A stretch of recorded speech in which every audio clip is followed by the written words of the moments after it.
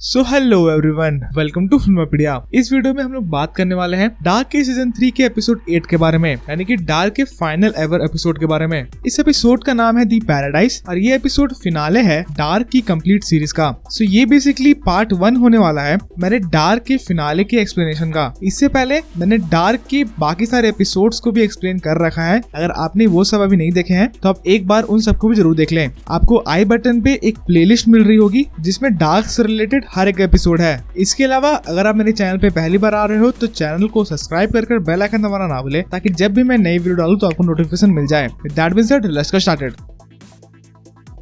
तो इस वीडियो में हम लोग बात करने वाले हैं क्लॉडिया, एडम, टैना हाउस और असली ओरिजिन के बारे में, या फिर मैं बोलूं तीसरे वर्ल्ड के बारे में। तो डार्क सीजन 3 के एपिसोड 6 और एपिसोड 7 से हमें पता है कि एडम ये बिलीव करता था कि जोनस और मार्था के जो चाइल्ड हैं वही बेसिकली ओरिजिन है, और उसी ओरिजिन को अगर वो खत्म कर देगा तो सब कुछ खत्म हो जाएगा और ये नॉट भी टूट जाएगा। और इसीलिए हम देखते हैं कि एपिसोड 7 के लास्ट में वो मार्था को मार डालता है विद देयर चाइल्ड, ताकि कंप्लीट एनहाइलेशन हो सके और एडम अपने सो कॉल्ड पैराडाइज में पहुंच सके। पर मार्था को मारने के बाद भी कुछ नहीं होता है और एडम बहुत ज्यादा कंफ्यूज होता है। और वहीं पर एंट्री होती है क्लॉडिया की, जो एडम को बता रही होती है कि every journey has a beginning but yours has no end. इसके अलावा क्लॉडिया से कहती है कि वो वहाँ पर इसलिए आई है ताकि वो एडम की जर्नी और बाकी सारे लोगों की जर्नी को भी एंड कर सके, इन शॉर्ट इस लूप को तोड़ सके। पर एडम को ये बिल्कुल भी विश्वास नहीं होता है कि क्लॉडिया जिंदा है, क्योंकि उसे लगता था कि क्लॉडिया को उसने मरवा दिया। पर यहीं पर क्लॉडिया बोलती है कि एडम को अभी कोई आइडिया नहीं है कि ये गेम कैसे खेला जाता है। यहाँ पर वो टाइम ट्रैवल और दोनों वर्ल्ड्स के बारे में बात कर रही थी। इसके अलावा क्लॉडिया एडम को बोलती है कि एडम को लग रहा होता है कि वो नॉट को तोड़ने की कोशिश कर रहा है, पर इंस्टेड हर एक कदम जो एडम लेता है उससे ये नॉट और भी ज्यादा स्ट्रॉन्ग होता है। इसके अलावा ये एंडलेस साइकिल चलते जाता है और क्लॉडिया को ही पता है कि इस नॉट को कैसे तोड़ सकते हैं। तो यहाँ पर हमें क्लॉडिया की स्मार्टनेस के बारे में पता चलता है। मतलब इस एपिसोड में हमें पता चलता है क्लॉडिया ही सबसे स्मार्टेस्ट पर्सन है इस पूरे डार्क के सीरीज में, और अगर कोई पता लगा सकता था कि ओरिजिन कौन सा है या फिर क्या है तो वो क्लॉडिया ही थी।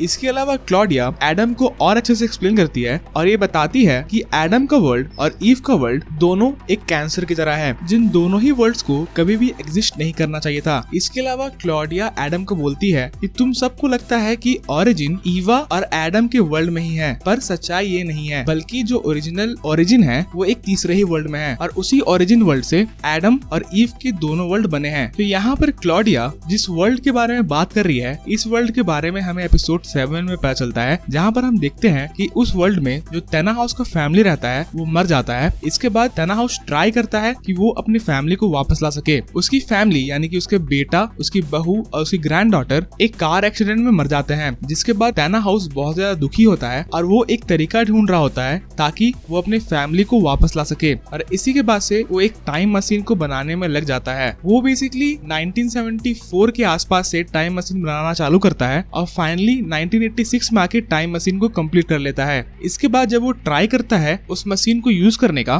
तो उस मशीन से टाइम ट्रैवल होने के जगह एडम और ईव के वर्ल्ड का क्रिएशन हो जाता है, और यही बेसिकली मेन ओरिजिन है इस पूरे एंडलेस साइकिल की। और मार्था और जोनस के बेटे असल ओरिजिन है ही नहीं, मतलब इनके बेटे बेसिकली जो फैमिली ट्री है डार्क की सीरीज में उसके सेंटर पे है। पर जोनस और मार्था के बेटे के कारण उन दोनों का वर्ल्ड का क्रिएशन नहीं हुआ था, इसलिए जब एडम ने उनके बेटों को मारा भी तब भी कंप्लीट एनहाइलेशन नहीं हुआ और उन दोनों के वर्ल्ड्स तबाह नहीं हुए।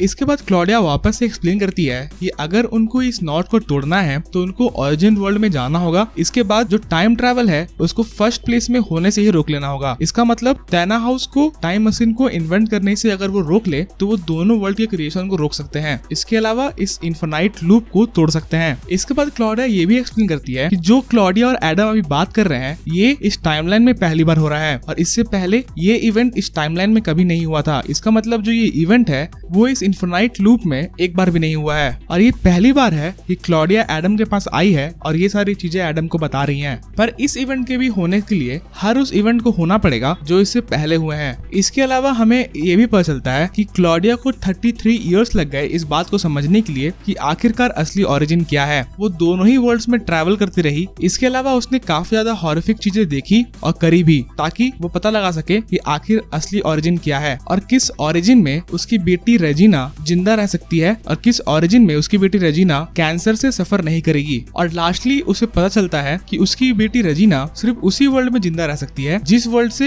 ये दोनों वर्ल्ड बने हैं, यानी कि ओरिजिन वर्ल्ड में। इसके बाद क्लॉडिया एडम को बोलती है कि उसे पता है कि इस नॉट को तोड़ने के लिए क्या करना होगा। इस नॉट को तोड़ने के लिए बेसिकली एडम को यंगर वर्जन ऑफ जोनस और यंगर वर्जन ऑफ मार्था को एक जर्नी पे भेजना होगा या फिर एक मिशन पे भेजना होगा, जहाँ पर वो ओरिजिन वर्ल्ड में जाकर टैना हाउस की फैमिली को मरने से बचा सके। जिसके बाद टैना हाउस के पास ये मोटिवेशन ही नहीं होगा कि वो टाइम मशीन को बिल्ड करे। और क्लॉडिया एडम को ये भी बताती है कि ओरिजिन वर्ल्ड में वो ट्रैवल कैसे कर सकते हैं। वो उसे बताती है कि जब एपोकलिप्स होता है या फिर जिस टाइम टैना हाउस ने इस वर्ल्ड को क्रिएट किया था, उस टाइम थोड़े समय के लिए एक लूप होल भी क्रिएट होता है जिसके थ्रू मार्था और जोनस ओरिजिन वर्ल्ड में ट्रैवल कर सकते हैं और इस पूरे इन्फिनाइट साइकिल को होने से रोक सकते हैं।